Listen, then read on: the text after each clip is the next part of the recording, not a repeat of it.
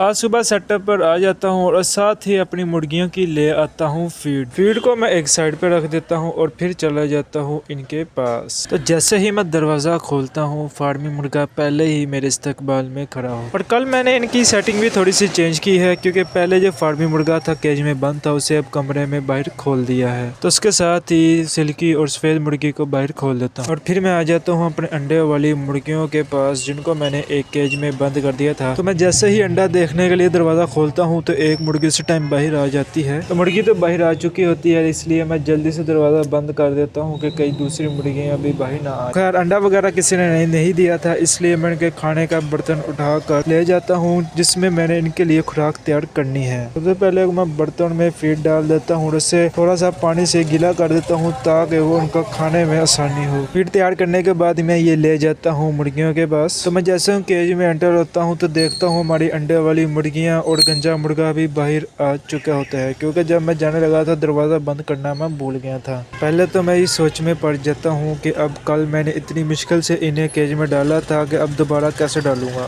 फिर मेरे ज़हन में एक आइडिया आता है, जो खाने का बर्तन है वही मैं इनके केज में रख देता हूँ और जैसे ही खाने के एक एक कर पीछे जाती है, पहले एक मुर्गी जाती है, फिर साथ ही उसके दूसरी मुर्गी चल जाती है और गंजा मुर्गा और इसी तरह बाकी मुर्गी भी चल जाती है। तो मैं साथ ही इनका दरवाज़ा बंद कर देता हूँ।